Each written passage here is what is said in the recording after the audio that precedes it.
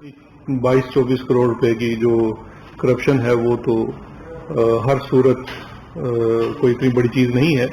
और दूसरा, अभी प्रेस कॉन्फ्रेंस शुरू करने से पहले एक ये भी कमेंट आया कि एसेट बियॉन्ड मींस जो है या किसी जो डिक्लेयर्ड एसेट्स हैं ये कोई हर किसी के हो सकते हैं। तो मैं दोनों पे ज़रा आपसे मुख्तसरन बात करना चाहूँगा, लेकिन पहले ख्वाजा आसिफ के जो केस है और ये जो अभी अदालत में जब इनको जुडिशल रिमांड के लिए पेश किया गया तो उसके कागजात की रोशनी में कि नैब का क्या केस है मैं ज़रा आपको मुख्तसरन बयान करना चाहूँगा ताकि थोड़ी सी इसके अंदर क्लैरिटी आ जाए।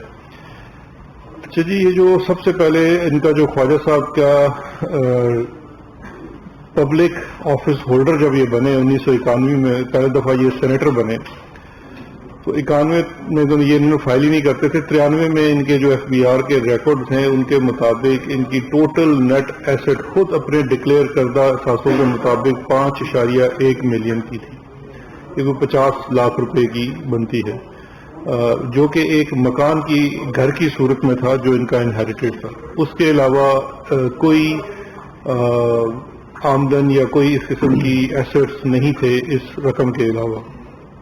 इससे थोड़ा आगे जाते हैं, जो नैब का भी करंट केस है वो कॉन्टेक्स्ट बड़ा आपके लिए वाज़ेह हो जाएगा। 2013 में जब मुस्लिम लीग नून की दोबारा हुकूमत आई तो FBR के मुताबिक इनके अपने कोई जो डिक्लेयर्ड एसेट्स थे वो 12-13 मिलियन के लगभग थे, जबकि इनकी ग्रोथ जो डिक्लेयर्ड एसेट्स हैं उसके अंदर जो खुद आप डिक्लेयर कर रहे हैं वो 118 मिलियन पे चली जाती है। अब ये जो डिक्लेयर्ड, और यहाँ पे एक पैटर्न है जो मैं थोड़ी देर में आके आपसे बात करता हूँ, जो दूसरे केसेस में आप देखेंगे, शहबाज शरीफ का केस हो या राना सनाउल्लाह का या बाकी जो एसेट्स के केसेस हैं उनके अंदर एक सेम पैटर्न है कि आपकी जो ग्रोथ है एसेट्स के अंदर उसकी जब सोर्स देखी जाती है, क्योंकि सारा इसमें चीज़ तो तफसील में है, जब आप तफसील में जाते हैं तो क्या आप दिखाते हैं किसी की ग्रोथ होना 5 साल इक़्तिदार में रहते हुए जब आप 3 वजारतें कर चुके हैं, तो चले मानने की बात होगी कि शायद कोई वजारत में रहे तो कोई आपके ऊपर जादूगरी हो गई और आप बड़ा अच्छा हो गए, बड़े अमीर हो गए, लेकिन उसकी कोई सोर्स क्या है वो असल चीज़ ये है। तो अब इनकी जो सोर्स थी मैं उसके ऊपर आपसे सिर्फ 4 चीज़ें आपको बताऊंगा और फैसला आप पे और आपके तवसत से आम लोगों तक छोड़ दूंगा कि ये ऐसा हुस्न इत्तेफाक आम आदमी के साथ क्यों नहीं होता। पहली कोई 14 करोड़ के लगभग की सोर्स है इनकी तनख्वाह जो दुबई में इनको मिलती थी। अब मेरे भाइयों आपने कंफ्यूज नहीं होना, ख्वाजा साहब दुबई हरगिज नहीं थे, वो पाकिस्तान में ही होते थे। 2013 से लेके 2018 तक वो वाटर एंड पावर के वजीर रहे, फिर उसके बाद वजीर दिफा बन गए और आखिर में वजीर खारजा बने। इस असना में वो 50,000 रुपया दिरहम माहाना पे बकौल उनके खुद और जो उन्होंने FBR को डिक्लेयर भी किया, वो मुलाजिम थे दुबई में और उन्हें बकौल ख्वाजा आसिफ के खुद 50,000 रुपया दिरहम माहाना तनख्वाह मिलती थी, जो पाकिस्तानी रुपयों में अगर आप इसको कैलकुलेट करें तो कोई 22 लाख रुपए के लगभग बनती है। पहला सवाल तो ये है कि ये इतनी अच्छी कंपनी थी कि ख्वाजा साहब यहाँ पे दिन रात आपकी खिदमत कर रहे थे, यहाँ पे बड़े बड़े प्रोजेक्ट्स लग रहे थे, बिजली की कमी जो थी वो पूरी हो रही थी। फिर उसके बाद उनकी खिदमात को सामने रखते हुए उनको वजारत दफा भी दे दी गई और फिर वजारत खारजा में भी वो अपने खिदमात सर अंजाम देते थे, सियासी एक्टिविटीज इसके अलावा थी। लेकिन ये इतने होनहार और मेहनत कश थे कि रात के अंधेरे में छुप छुप के मुशावरत देते थे इस कंपनी को जो इनको 22 लाख रुपया माहाना तनख्वाह देती थी। अब देखिए, कानून अगर आप अपने सामने रखें तो कानून के मुताबिक आप अगर वजीर हैं तो चलें शायद आप कोई साइड जॉब कर सकते हैं या बिजनेस कर सकते हैं, लेकिन असल चीज ये है कि उसका सबूत होना चाहिए। अब वो जो 14 करोड़ रुपए दिखाए जा रहे हैं सैलरी की मद में, उसका सबूत क्या है? आप सारे भाई सहाफी हैं, मेरा ख्याल है कोई 20-25 हजार रुपए से लेके 50-60 लाख रुपए तक तनख्वाहें होती हैं सहाफत में। मेरा नहीं ख्याल कि आप में से किसी को भी کیش ملتا ہے. سب کو آپ کے اکاؤنٹ میں آپ کے امپلائر کی طرف سے پیسے دیے جاتے ہیں. سب سے زیادہ تو اچھا ادارہ جو ہے یہ بیٹھے میرے سنالا بھائی, کیش آتا ہے ان کے ادارے کی طرف سے آ جاتا ہے, آپ کے اکاؤنٹ میں آ جاتا ہے. دنیا کے کسی بھی آپ ملک میں چلے جائیں, وہاں پہ آپ کی جو سیلری ہے وہ آپ کے سیلریڈ اکاؤنٹ میں جاتی ہے, دینے والا جو ہے وہ اس کو اپنے اکاؤنٹ سے آپ کے اکاؤنٹ ٹرانسفر کرتا ہے. بہت کم جگہوں پہ ہوگا کہ شاید آپ کو تھرو چیک دے دیا جائے. اب یہ واحد کیس ہے پوری دنیا کا کہ 22 لاکھ روپیہ ماہانہ سیلری کا ثبوت مانگے تو وہ کہتے ہیں نہیں وہ مجھے کیش دیتے تھے. ایک ثبوت نہیں ہے کہ آپ کی تنخواہ جو ہے, ہمارا دیکھیے قانون یہ نہیں کہتا آپ تنخواہ نہیں لے سکتے, بالکل لے سکتے ہوں گے. کانفلکٹ آف انٹرسٹ پہ ایک الگ چیز ہے نا کہ آپ وزیر دفاع ہوتے ہوئے وہاں کون سی دے رہے ہیں, یا وزیر خارجہ ہوتے ہوئے کون سی آپ کنسلٹنسی دے رہے ہیں, وہ ایک الگ بحث ہے, اس کو ایک لمحے کے لیے چھوڑ دیجئے. سب سے امپورٹنٹ چیز یہ ہے کہ جو آپ کلیم کر رہے ہیں 14 کروڑ روپے آپ آمدن کے طور پہ, اس کے لیے آپ کوئی ثبوت تو دکھائیے. آپ کریڈٹ کارڈ لینے جائیں تو وہ بھائی آپ سے کوئی سیلری سرٹیفکیٹ پہ نہیں دیتے آپ کو, وہ کہتے ہیں آپ پہلے اپنا ساتھ یہ جو سیلری کا اکاؤنٹ ہے وہ دکھائیے, یہ پے سلپ دکھائیے. وہ ان کے پاس کوئی نہیں ہے.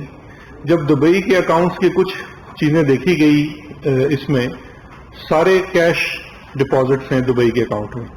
اچھا, یہ اب انہوں نے ٹی ٹی کا اپنے جو پارٹی کے سربراہ ہیں ان کی طرح انہوں نے نیا طریقہ بنایا. باقیوں نے تو کسی نے منظور پاپڑ والے سے اور دیگر لوگوں سے ڈائریکٹ اپنے اکاؤنٹس میں یا اپنی فیملی کے اکاؤنٹس میں ٹی ٹی لگوائی. خواجہ صاحب کیونکہ تھوڑے سے سمجھدار تھے تو انہوں نے اپنے دبئی کے اکاؤنٹ سے اپنے پاکستان کے اکاؤنٹ میں ٹی ٹی لگائی. تو یہاں تو ایف بی آر تو مطمئن ہو گیا کہ ان کے اپنے اکاؤنٹ سے آ رہی ہے, اور دبئی کے اکاؤنٹ کو یہاں یہ دکھایا کہ جی میں وہاں سیلری وصول کرتا ہوں, جبکہ سیلری کیش کی صورت میں وصول ہو رہی ہے. تو اس کے اوپر اس کو تصور نہیں کیا جا سکتا کہ یہ آپ کی سیلری ہے, یہ آپ کی لیجیٹمیٹ سورس ہے. اب اس کا بڑا کنیکشن ہے جو ان کے اوپر ایسٹس بیانڈ نون سورس کا ذکر ہے, اور میں آخر میں اس پہ بات کروں گا. تو اچھا, دوسری سب سے حیرت کی بات ہے کہ خواجہ صاحب کو یہ نوکری صرف اس وقت ملی ہوئی تھی جب وہ وزیر وزارت میں تھے. جس دن یہاں سے فارغ ہوئے 2018 سے, وہ نوکری بھی چلی گئی. اب سوال یہ پیدا ہوتا ہے کہ آپ تو پہلے چلے بڑے مصروف تھے اور آپ رات کو یہ والی نوکری بھی کرتے تھے, اب تو آج کل آپ فارغ ہیں, پی ڈی ایم بھی خوش ہو چکی ہے, تو آج کل آپ یہ نوکری کیوں نہیں کر رہے؟ یہ جو ایڈوائزری آپ کرتے تھے یہ 2018 کے بعد ختم کیوں ہوگی؟ اگر آپ اتنے ہی ہونہار ہیں تو آج کل بھی تو آپ کو ظاہری بات ہے کوئی نوکری کی ضرورت ہوگی, وہ نوکری آپ کیوں نہیں کرتے؟ اب تو آپ بہر ایک ایم این اے ہیں, آپ کے پاس کافی وقت بھی ہوتا ہوگا جب اسمبلی کا سیشن نہیں ہے. تو یہ بھی ایک سوال ہے, آپ لوگوں کو ضرور پوچھنا چاہیے جب ابھی ان کی طرف سے کوئی ترجمان آئے گا ہماری پریس کانفرنس کے فوراً بعد. دوسرا ایک ان کے اوپر یہ ایسٹس کے اندر ہر اسپیسیفک کیس کے اندر دیکھیے, ایک تو وہ ہیں ایسٹس جو 22-23 کروڑ روپیہ ڈسپروپورشنیٹ بنتا ہے جس کا کوئی تو سرے سے جواب ہی نہیں ہے. جن چیزوں کا جواب دیا گیا ہے یہ میں وہ آپ سے 4-5 چیزیں شیئر کر رہا ہوں کہ وہ جواب کیا ہے. اب اس کے اوپر آپ لوگ خود فیصلہ کر لیجیے. عدالت میں تو بھی جب وہ ان کا ریفرنس فائل ہوتا ہے تو ادھر وہ دیکھا جائے گا کہ وہاں پہ وہ کیا مطمئن کر پاتے ہیں, لیکن ابھی تک نہ وہ نیب کو مطمئن کر سکے ہیں نہ کچھ اور. دوسرا, انہوں نے اپنا ایک ایسٹ دکھایا. سپٹمبر 2014 میں گجرانوالہ کی ایک ہاؤسنگ سوسائٹی میں 80 لاکھ روپے کا پلاٹ خریدا, اور 1 مہینے بعد اسی سوسائٹی کو 4 کروڑ میں واپس بیچ دیا. دیکھیے کہ یہ خواجہ صاحب تو کوئی جادوگر ہیں کہ یہاں بیٹھے ہیں اور تنخواہ ان کو دبئی میں مل رہی ہے. ایک پلاٹ کو ہاتھ لگاتے ہیں, 80 لاکھ کا لیتے ہیں اور اسی کمپنی کو 4 کروڑ کا واپس لے کے بیچ دیتے ہیں. تو اس کا بھی کوئی لیجیٹمیٹ وجہ نہیں سمجھ میں آتی. وائل ہی واز 2014 میں وہ وزیر تھے. تو یہ سوال پوچھنا بنتا ہے اور اس کی لیجیٹمیسی پوچھنی بنتی ہے کہ یہ کیسی ٹرانزیکشن آپ دکھانے کی کوشش کر رہے ہیں. اس کے بعد 125 ملین 12 کروڑ 12.5 کروڑ روپیہ سیال کوٹ میں اپنا جو ان کا گھر ہے اس کے ساتھ ایک منسلک پلاٹ ہے وہ دکھاتے ہیں کہ جی میں نے 2018 میں فروخت کر دی. اس کے عوض 125 ملین میں نے وصول کیے. اب اس میں جو مسئلہ ہے کہ وہ جو سیل ایگریمنٹ, اور یہاں پہ آپ کی توجہ چاہیے ہوگی کیونکہ یہ پوری پارٹی کا ایک تھیم ہے. ادھر بھی کیلوری فونٹ والا کام نکلا ہے. جو سیل ایگریمنٹ دکھایا کہ اس سیل ایگریمنٹ میں 28 نومبر 2018 کو یہ فلاں فلاں چیک کے تحت نمبر کے تحت ہمیں یہ پیسے وصول ہو گئے. جب تحقیقاتی ادارے نے تحقیق کی تو بینک سے یہ پتا چلا کہ وہ سیریل نمبر کے چیک اور وہ چیک بک اس کے 3 ماہ بعد ایشو ہوئی ہے. یعنی کہ جس وقت آپ نے سیل ایگریمنٹ دکھایا، جس ڈیٹ کا سیل ایگریمنٹ دکھایا، جس ڈیٹ میں اس کے اندر جو چیک نمبر لکھے، وہ چیک بک ہی اس کے 2 یا 3 ماہ بعد ایشو ہوئی ہے. تو ادھر بھی کیلوری فونٹ ان کی پکڑی گئی 125 ملین کا. اور سب سے وہ یہ بتا دیں گے آپ کو، ڈاکٹر صاحب سیالکوٹ کے رہنے والے ہیں، وہ پلاٹ آج بھی ان کی پوزیشن میں، وہ انہی کے پاس ہی ہے، خریدنے والے نے ابھی تک وصول نہیں کیا ہوا. اس کے بعد ایک اپنی فرنٹ کمپنی خود قبول کر چکے ہیں کہ ان کی ہے، طارق میر اینڈ کو. طارق میر اینڈ کو کی ایک میں ٹرانزیکشن آپ کو دکھاتا ہوں. دکھاتے یہ ہیں کہ طارق میر اینڈ کمپنی جو ہے وہ رائس ایکسپورٹ کرتی ہے. اب رائس کوئی بھی چیز جب ایکسپورٹ ہوتی ہے، شوگر کے کیسز میں ہم نے دیکھا ہے، تو ایکسپورٹ کے لیے آپ کے اسپیسیفک اس ایک ایکسپورٹ ہوتا ہے، اس کا ایک ریکارڈ ہوتا ہے جو آپ کے ایف بی آر کسٹمز کے پاس ہوتا ہے، اور اس کے عوض آپ کی ایل سی کھلتی ہے اور آپ کو پیسے آتے ہیں. اب ایک ٹرانزیکشن ہے 150 ملین کی، پوروی انٹرپرائز FZEC. پوروی انٹرپرائز یہ یو اے کی کوئی کمپنی ہے، کوئی انڈین کسی کی کمپنی ہے، اس کی طرف سے طارق میر جو ان کی خود یہ کہہ چکے ہیں کہ جی میری کمپنی ہے، میرے نام پہ یہ ساری کمپنی، میں یہ بزنس کر رہا تھا، اور اس کا یہ کلیم بھی لیتے ہیں کہ یہ میرے ایسٹس ہیں. اس کو 150 ملین وصول ہوتا ہے، اس کے عوض کوئی رائس ایکسپورٹ نہیں. اب آپ کلیم یہ کر رہے ہیں تو آپ کو جو باہر سے پیسہ آ رہا ہے ایک پوروی کی انٹرپرائز نامی کمپنی کا، تو وہ آپ کو کس چیز کے عوض وہ پیسے بھیج رہی ہے، یہ سوال پوچھنا بالکل بنتا ہے تحقیقاتی اداروں کا، اور اس کا آپ کے پاس کوئی جواب نہیں ہے. اچھا جی، اس کے بعد جو ایک گلہ ان کو یہ ہے کہ جی ان کے اوپر تو محض صرف 22 کروڑ روپے کا کیس بنایا گیا. تو یہ جو نیب کا جب ان کا جو فزیکل ریمانڈ کے لیے جو یہ کورٹ آرڈر ہے جس کے لیے ایک اپلیکیشن دی جاتی ہے، اور وہ جو گراؤنڈ آف اریسٹ جس میں لکھے جاتے ہیں، اس میں بڑا واضح طور پہ لکھا گیا ہے کہ 48 bank accounts in his name and in the name of his family and Benamidar, namely Asad Khwaja, Musarrat Asif Khwaja, while having credit turnover of rupees 1450 million approximately, یعنی کہ تقریباً 1.5 ارب روپے کا اس کے اندر ٹرانزیکشن ہوا ہے، اور جس میں accused has also cash deposits of 223 million in his bank account. آپ تو رائس ایکسپورٹ کر رہے تھے سپوزڈلی، آپ خود فرماتے ہیں، تو آپ کی کیش ڈپازٹ کہاں سے آ رہی ہے آپ کے اکاؤنٹ میں؟ 22 کروڑ پہ آپ کے پرسنل اکاؤنٹ میں کیش ڈپازٹ ہو رہا ہے. دبئی کے اکاؤنٹ میں 14 کروڑ روپیہ جو ہے وہ کیش ڈپازٹ ہو رہا ہے. سارا کیش کا کاروبار ہے. ایسا کون سا کاروبار آپ کرتے تھے جو صرف کیش کی صورت میں ہوتا تھا؟ اور اسی طرح سے رننگ فائنانس اکاؤنٹ ایک کھولا ہوا تھا جس کے اندر سارے، اب مثال کے طور پہ میں اگر ایک اکاؤنٹ کھولتا ہوں، قرض لیتا ہوں، اور اس کے اندر میں جب قرض واپس کرتا ہوں تو اس کی بھی کوئی سورس ہونی چاہیے نا.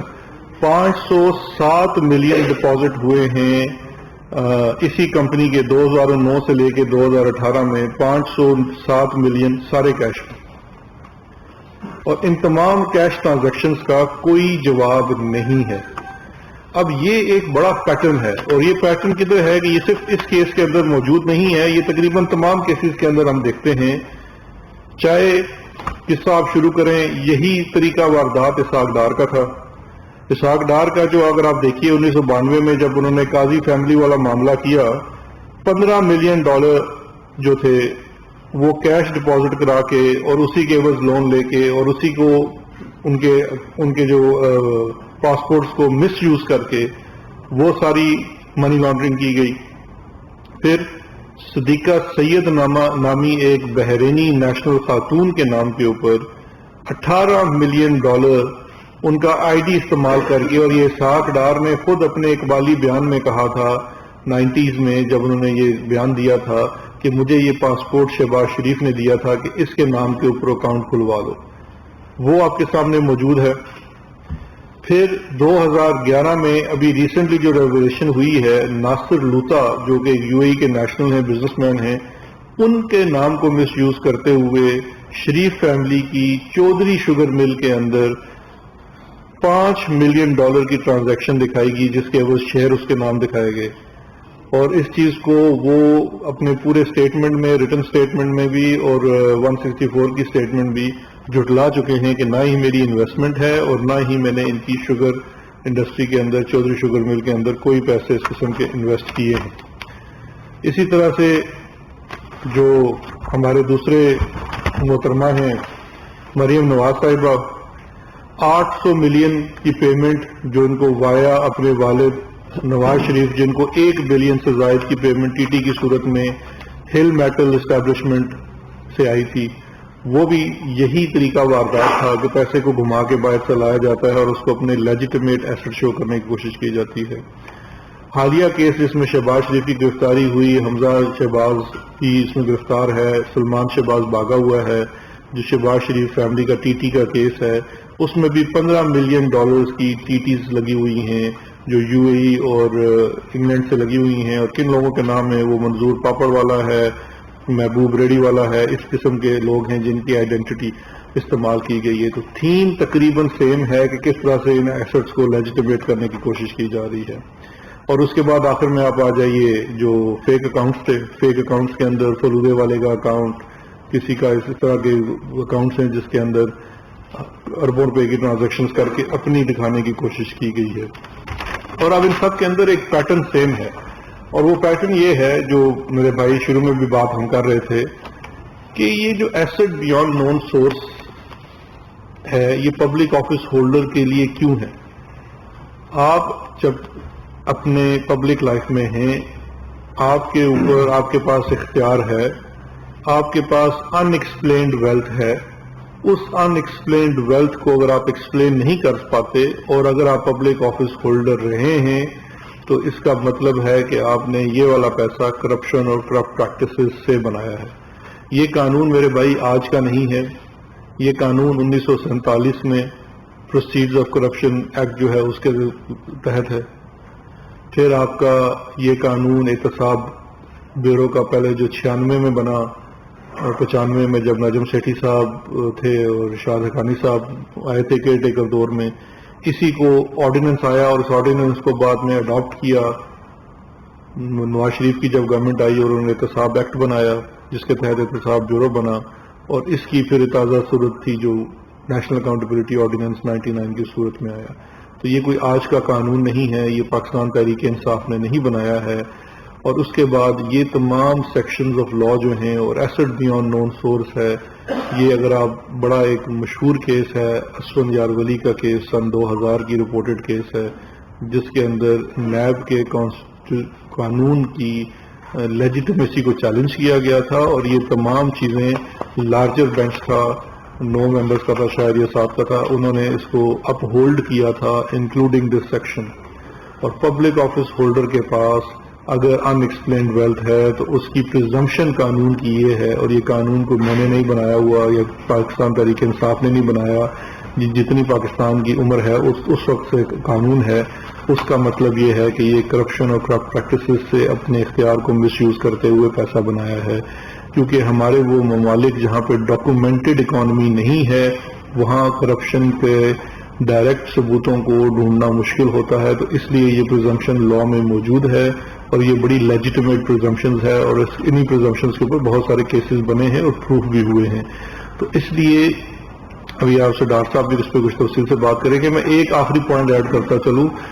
یہ جو بات کی جاتی ہے کہ جی یہ چیز سپریم کورٹ میں، شاید آپ میں سے کسی کا سوال بھی آئے کہ یہ معاملہ سپریم کورٹ تک کا گیا تھا، سپریم کورٹ کا فیصلہ بھی آپ اٹھا کے دیکھ لیں، اس کا شاید پیرا نمبر 8 ہے 18 ہے، جس کے اندر بڑا واضح طور پہ لکھا ہوا ہے کہ سپریم کورٹ کے سامنے یہ معاملہ تھا مس ڈکلیریشن کا، کہ انہوں نے اپنا اقامہ ڈکلیئر کیا تھا یا نہیں کیا تھا۔ تو انہوں نے جو اقامے کے نوکری والا چیز تھی وہ ایف بی آر کے پاس ڈکلیئر کی تھی، لیکن اس میں واضح لکھا ہوا ہے کہ یہ کورٹ جو ہے کمپیٹنٹ نہیں ہے یہ دیکھے کہ اس میں کوئی منی لانڈرنگ ہوئی ہے یا نہیں ہوئی ہے، اس کے لیے اپروپریٹ فورمز دوسرے ہیں، اور وہ اپروپریٹ فورم یا نیب تھا یا ایف آئی اے تھی۔ تو یہ نیب نے انویسٹیگیشن کی ہے، ویلڈ انویسٹیگیشنز ہوئی ہیں، انہی انویسٹیگیشن کی صورت میں خواجہ آصف کو انویسٹیگیشن کے پروسیس میں تعاون اور اسسٹنس نہ کرنے کی وجہ سے گرفتار کیا گیا ہے، تاکہ یہ کیس جو آپ لوگوں کا کنسرن بھی ہوتا ہے کہ انویسٹیگیشن ہونے کے بعد اس میں پروسیکیوشن ہو اور پھر اس کا نتیجہ عدالت سے باہر نکلے.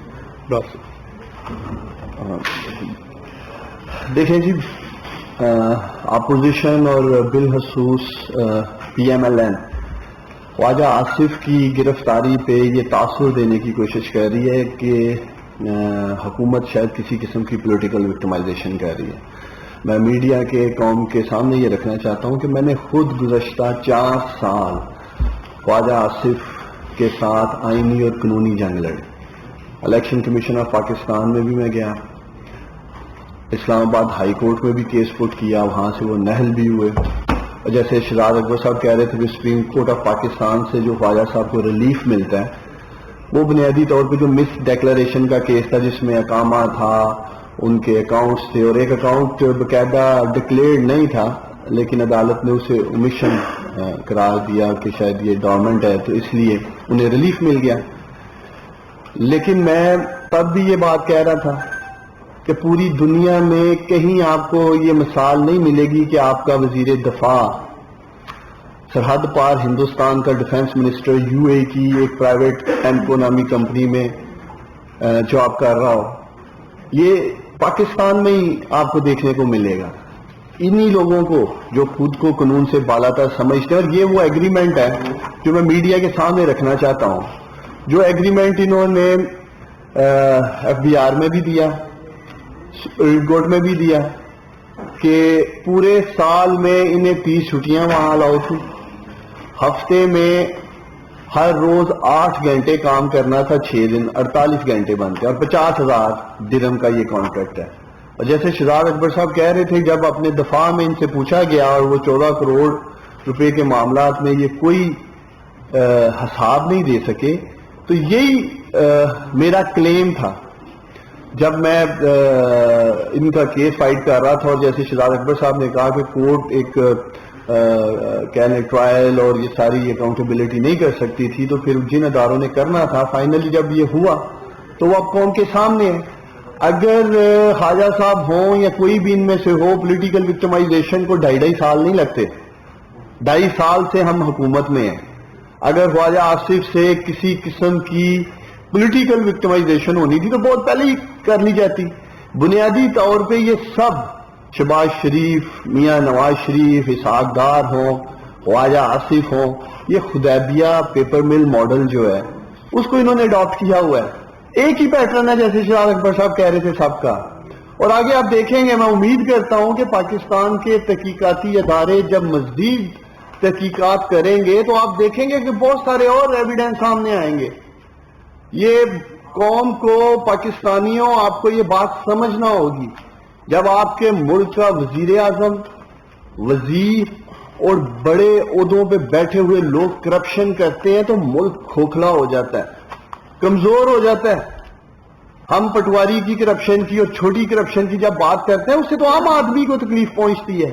جب ایسے لوگ، خواجہ آصف جیسے لوگ کرپشن کرتے ہیں، میاں نواز شریف کا کیس آپ کے سامنے ہے، تو پھر ملک کا جو حال ہے، جو معاشی دیوالیہ انہوں نے اس ملک کا کیا، اور جن حالات میں پرائم منسٹر عمران خان کو معیشت ملی، ان کی یہی بنیادی وجوہات ہیں.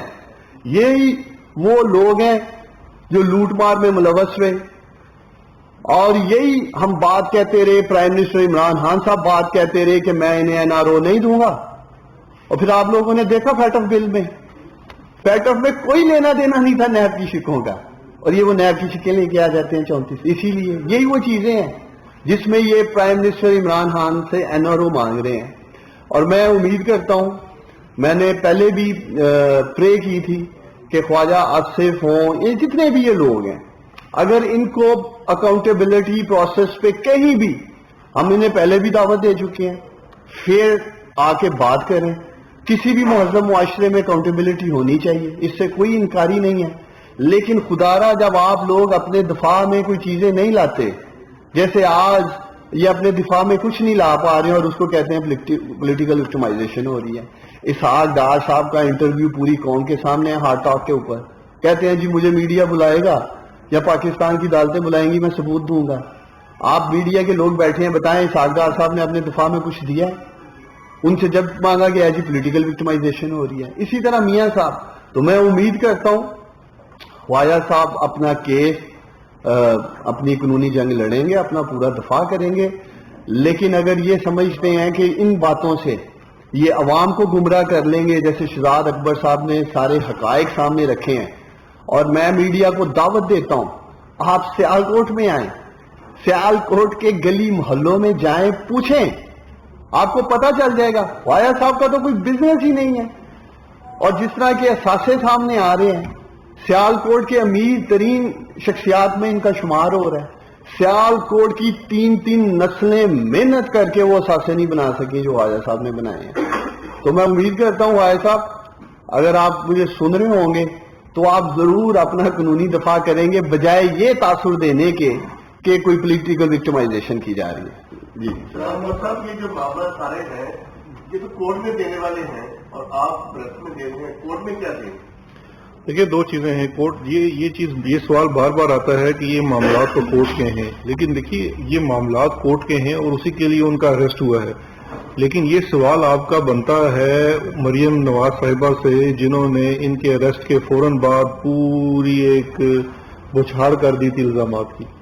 تو یہ سوال تب بنتا ہے، ہم حکومتی ترجمان اور ان کو بڑا یہ شکوہ بھی ہے، ہم تو ان کے رسپانس میں آتے ہیں. یہ جب قوم کو یہ بتانے کی کوشش کرتے ہیں کہ جیسے جی بڑے شریف آدمی تھے، بڑے بھلے آدمی تھے اور ان کو خام خواہ اریسٹ کر لیا گیا. اب یہ اتنے ہی بھلے آدمی تھے تو مجھے یہ بتائیے ابھی دیکھیے 2013 سے لے کے 2018 تک حکومت میں ہیں، تو جو اثاثے اس 5 سالوں میں بنائے ہیں وہ ایک اپارٹمنٹ لیا ہے کانسٹیٹیوشن ایونیو اسلام آباد میں. آپ سب کو پتا ہے کہ وہاں کتنے کی اپارٹمنٹس ملتے ہیں. 4 کنال کا ایک فارم ہاؤس لیا ہے گلبرگ میں. محمود غزنوی روڈ سیالکوٹ میں ایک پلاٹ لیا ہے. سٹی ہاؤسنگ والا ایک پلاٹ انہوں نے لیا گجرانوالا میں. اربن پلاٹس لیے انہوں نے، یہ 100 وال 3 پلاٹس ہیں 42 ملین کے، اور ایک اپارٹمنٹ 8ویں فلور پہ لیا سکھ چین میں. اب 2018 کے بعد حکومت میں نہیں ہے، کتنے پلاٹ لے لیے، کتنے آپ نے اپارٹمنٹس لے لیے، کتنے گھر لے لیے. یہ خرید و فروخت اس وقت کب کیوں ہوتی تھی جس وقت آپ 3 دن وزارتوں میں بیٹھے ہوئے تھے؟ یہ جواب دینا اور یہ چیزیں عوام کے سامنے لانا اس لیے ضروری ہے کہ ان کی طرف سے بارہا یہ کہا جاتا ہے کہ جی نہیں جی یہ تو کوئی بات ہی نہیں ہے، یہ تو کرپشن ہی نہیں ہے. 22-23 کروڑ روپے کی تو کرپشن کوئی کرپشن ہی نہیں ہے. یہ جو نیب کے قانون میں امینڈمنٹس لے کے آئے تھے، ایک امینڈمنٹ کیا 3 تھی. ایک پرپوز امینڈمنٹ یہ تھی کہ 1 ارب سے نیچے والی کرپشن جو ہے وہ نیب کے پاس نہیں جانی چاہیے. تو وہ سوال میں نے ان سے کیا تھا میٹنگ میں بیٹھے ہوئے، تو اس کو کیا کریں بھائی، وہ اگر 99 کروڑ کی کسی نے کی ہو، انہوں نے کہا جی FBR کو دے دیں، یعنی کہ 99 کروڑ کی کرپشن کریں، FBR سے جرمانہ لگوائیں اور فارغ ہو جائیں. تو مائک والوں سے پوچھ لیں، آپ سے پوچھ لیتے ہیں. میرا فیوریٹ سوال سر بتائیں.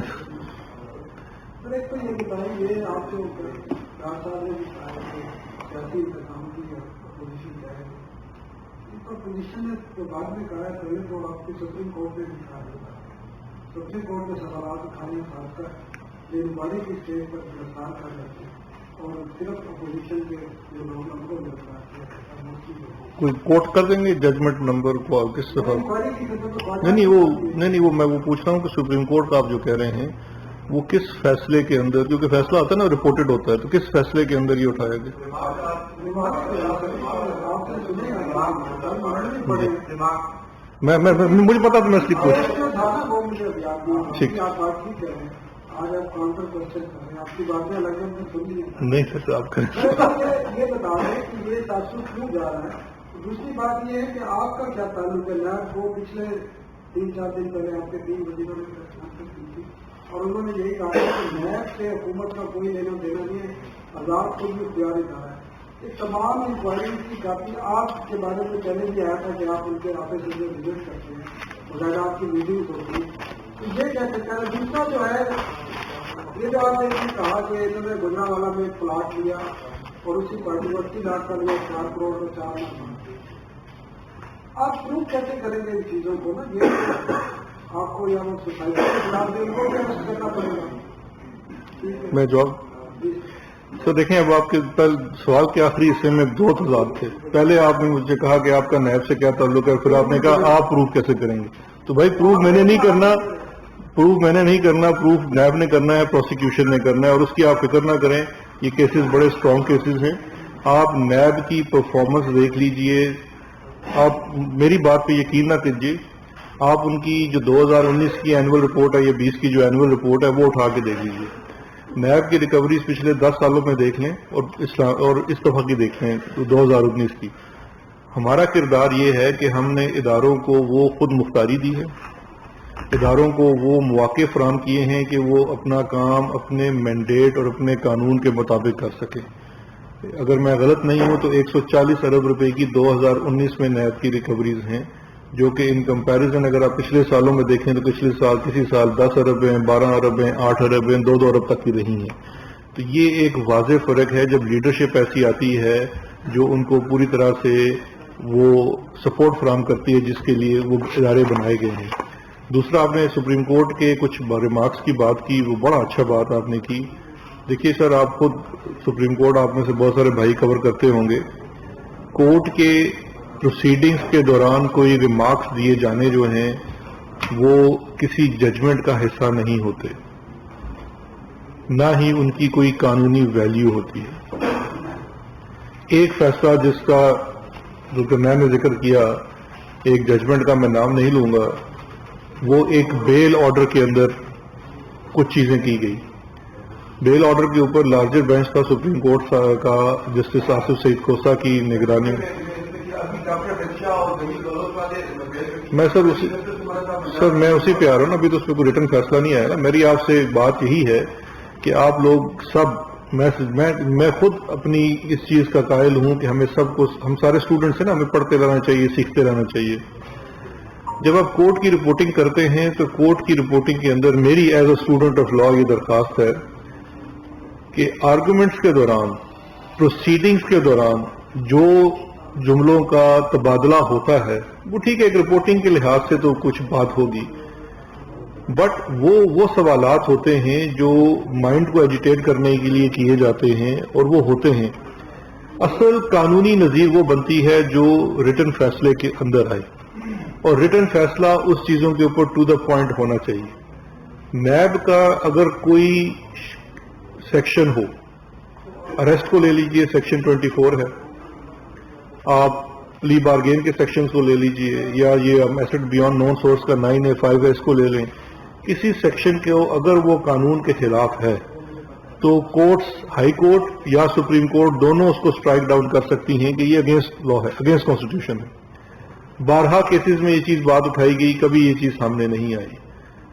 جہاں تک نیب کے اوپر سپریم کورٹ کے ریٹن فیصلے کی ہے تو میں آپ کی توجہ دلانا چاہوں گا پاناما کیس کے فیصلے کے اندر, جس کے اندر اس وقت کے چیئرمین کے اوپر بڑے واضح الفاظ کے اندر انہوں نے لکھا ہوا ہے کہ he has been made redundant and he is favouring respondent number 1. Respondent number 1 تھا میاں نواز شریف. یہ تو بھی کسی ریٹن فیصلے کے اندر اس قسم کی کوئی چیز نہیں آئی ہے. تو محض اگر اس طرح کی باتیں ہوتی ہیں, میں نہیں سمجھتا اس کا ہے, اور ہر چیز کا ایک کانٹیکسٹ ہوتا ہے, اس کو اس کانٹیکسٹ میں ہی لینا چاہیے. اسلام آباد میں سب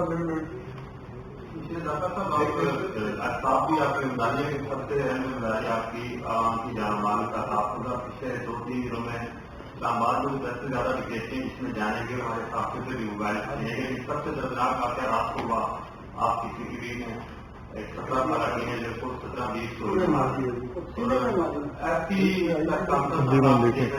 میں آپ زبان کو سامنے لائے اور اسے صاحبات بنایا جائے. بالکل, میں خود مجھے اس واقعے کا پتہ چلا ہے اور میں نے بھی پولیس سے بات کی تھی. انہوں نے اس کے بعد اس کی انکوائری کمیٹی بھی بنائی ہے یہ دیکھنے کے لیے کہ وہ واقعہ کیا ہوا ہے. اور اسلام آباد میں اسپیشلی لا اینڈ آرڈر کی سچویشن کو لے کے پرائم منسٹر صاحب, کیونکہ میرا رول ہے ایڈوائزر ٹو پرائم منسٹر, تو ان کو پوری طرح سے اویئر کیا گیا ہے. آپ کو پتا ہوگا کہ اسلام آباد ہائی کورٹ میں بھی اسی چیز کو لے کے مجھے تو ان پرسن بھی انہوں نے کال کیا تھا, اور اس کے اندر میں نے کچھ ریٹن اپنی سفارشات بھی دی ہیں, جس میں سے ایک اسلام آباد میں پولیس کے نظام کو بہتر بنانے کے لیے نئے قانون سازی, اور ایک اور بہت بڑا جو اسلام آباد میں, اور یہ کورٹ نے بھی ہمیں کہا ہے, جہاں پہ میرے بھائی ثناء اللہ نے بھی رپورٹ کی تھی بات کی, عدالت نے یہ کہا, تو وہاں عدالت نے ریٹن تو نہیں لکھا لیکن زبانی انہوں نے یہ بھی کہا کہ ہم آپ کو نہیں کہہ رہے, لیکن یہ تو حالات بڑے عرصے سے خراب ہیں. اب پروسیکیوشن نہیں ہے اسلام آباد میں, ڈیڈیکیٹڈ پروسیکیوشن سروس نہیں ہے, اس کے لیے بھی ہم قانون مرتب کر رہے ہیں کہ اتنی انڈیپینڈنٹ پروسیکیوشن ہو تاکہ اگر یہ جتنے بھی ہیں واقعات اس طرح کے ہوتے ہیں ان میں کئی نتیجہ نکل سکے اور لوگ اس طرح سے باہر نہ آ سکیں جو وہ ہیں. باقی یہ جو اسپیسیفک کیس ہے اس کے اوپر انویسٹیگیشن ہے اور ابھی انہوں نے ایک ایس ایس پی کی سربراہی میں ایک فیکٹ فائنڈنگ کمیٹی بنائی ہے یہ جاننے کے لیے کہ یہ واقعہ کیا ہوا ہے اور اس کے اوپر آپ دیکھیں گے انشاءاللہ کارروائی ہوگی. اگر پولیس کی زیادتی ہوگی تو ان لوگوں کو بالکل سر دیکھیے دو چیزیں ہیں. ایک تو جو امیڈیٹلی ہے کہ وہ پولیس ہی انکوائری اس کی کر رہی ہے فیکٹ فائنڈنگ کی, لیکن اگر ہمیں لگا کہ اس کے اندر کوئی ایسا ایشو ہے تو گورنمنٹ کے پاس ایک آپشن موجود ہے کہ وہ اس جے آئی ٹی میں نان پولیس کے لوگ بھی جوڈیشل بھی کروائی جا سکتی ہے اور جوڈیشل کے علاوہ کسی اور کو بھی اس کا سربراہ بنایا جا سکتا ہے, لیکن وہ وفاقی حکومت کی وہ ہوگی. آپ سے ہے کہ ابھی آپ نے بات کی کہ خاص طور پر خواجہ آصف خان کو لے کر سیاسی انتقام کی بات کر رہی ہے اور اپنے ملک کے جو لیڈر ہیں وہ بار بار یہ اسٹیٹمنٹ جاری کر رہے تھے کہ سیاسی انتقام ہے. جب خواجہ آصف کی گرفتاری ہوئی تھی اس وقت پی ٹی آئی کی جانب سے ایسا موقف جو آج شہزاد اکبر صاحب لے کے رکھ رہے ہیں کہ اوپر کے لیے ایلیگیشن تھے جو چارجز سے گرفتاری کے اس وقت کیوں نہیں سامنے آئے گا اور آپ آج 2 سے 3 دن کے بعد ان کا یہ کیوں دیکھنے کے بعد میں اس کا جواب دے دیتا ہوں کیونکہ میں آپ سوال مجھ سے نام ان کا لے دیے. دیکھیں دو چیزیں ہیں. ایک تو جیسے پہلے سنالوں نے کہا کہ جی آپ کے پاس کہاں سے چیزیں آ جاتی ہیں, تو میں نے بار بار آپ سے یہی عرض کی کہ دیکھیے نیب اپنا کام کر رہی ہے. ہمیں تو پتہ نہیں ہے کہ نیب نے اریسٹ کیا تو کیوں اریسٹ کیا, لیکن اس کو اریسٹ کرنے کے ود ان 24 آورز اریسٹ جب کیا جاتا ہے تو جس کو اریسٹ کیا جاتا ہے اس کو گراؤنڈ آف اریسٹ کیے جاتے ہیں. ہمیں تو نہیں ملتے. پبلک ڈاکومنٹ تب بنتا ہے جب آپ کورٹ میں پیش کرتے ہیں جوڈیشل ریکٹ کے لیے. تو ابھی تو جو ان کے اوپر الزامات ہیں ان کی پوری تفصیل ہے, اس کے اندر کیا ڈیٹیلز ہیں, وہ تو they are no public document. یہ نیب کی اپلیکیشن ہے, اس کے ساتھ کورٹ کا آرڈر ہے جو ان کی کسٹڈی کے لیے جب پیش کیا گیا لاہور میں ان کو کورٹ میں احتساب کی عدالت کے سامنے, تو میں نے تو وہ ساری چیزیں لا کے آپ کے سامنے رکھ دی گئی. اب اگر وہی والی بات ہے اگر ان کی اریسٹ کے فوراً بعد اگر ہم آپ کو یہ تفصیل بتاتے تو آپ نے کہنا تھا جی آپ کو تو بڑی پہلے سے اطلاع تھی. الزام تو دیکھیں اگر مجھ پہ یہ الزام لگ رہا ہے کہ جی آپ اپنا کام اچھی طرح سے کرتے ہیں تو پھر ٹھیک ہے. مجھے یہ بتا دیں کہ ایک ابھی صاحب میں فیصلہ آیا تھا براڈ شیٹ کیس کا جو آپ کو پتا ہے, کیا آپ نے اس کی تحقیقات کروائی ہیں کہ ان کے ذمہ داران کون ہیں اس دوران جو 15 سے 20 نیب کے افسران جو ایک افسر تھے یعنی کہ 15 سے 20 وہ صرف ٹور کرتے رہے لندن کے اور رزلٹ بھی 0 نکلا. وہ جو پیسے خرچ کیے گئے ان کے خلاف تحقیقات بھی کروائیں گے کیونکہ نیب ہیڈ کوارٹر نے جو سب سے کام کیا کہ اس کیس کو کسی جرور کو بھی نہیں دیا کہ اس پہ انویسٹیگیٹ تو کیا جائے کہ آخر ہوا کیا ہے. اور اب سوزی ہو گیا ہے. اب تو رات کو خبر آئی تھی کہ اکاؤنٹ مینجمنٹ کیے جا رہے ہیں کام ہائی کمیشن نے اس بات کی تبدیل کرتی ہے. حکومت اس لیول پہ کیا کرنے جا رہے ہیں کہ جن لوگوں کی وجہ سے یہ جرمانہ ہوا ہے ان کے خلاف ایکشن ہو. دیکھیں جب یہ صرف براڈ شیٹ کا معاملہ نہیں ہے. جب حکومت ہماری آئی تو ہمیں ایک اے جی آفس کے اندر جتنے انٹرنیشنل آربیٹریشنز ہیں ان کو لے کے باقاعدہ ایک وہاں پہ یونٹ ہے جو اس کے اوپر کام کرتا ہے اور انٹرنیشنل آربیٹریشنز کو پرسو کرتا ہے. پچھلے 10 سالوں میں ہم بہت سارے چیزوں کے اندر انٹرنیشنل آربیٹریشنز میں سے گزرے تھے. اس میں سے کچھ آئی بی پیز کے معاملات تھے, کارکے کا ایک معاملہ آپ کی علم میں ہوگا, ریکوڈک کا معاملہ ہے اور براڈ شیٹ کا معاملہ تھا. یہ بڑے بڑے وہ آربیٹریشنز ہیں. اس کے علاوہ ملٹیپل آربیٹریشنز ہیں جو تھے. اب یہ آربیٹریشن میں تب چیز جاتی ہے جب آلریڈی آپ کے ہاں کوئی خرابی پیدا ہو چکی ہے, کانٹریکٹ ختم ہو گیا ہے, یا کئی ایسے معاملے ہیں جس میں سپریم کورٹ نے فیصلہ دے دیا کہ یہ کانٹریکٹ ختم کر دیا جائے. لیکن ان کی کچھ ایک انٹرنیشنل کونوٹیشنز بھی تھی. اب وہ انٹرنیشنل اس کے اوپر یہ آربیٹریشنز ہوئی. ہم تو جس وقت آئے تو یہ تو آربیٹریشنز مکمل ہو چکی تھی.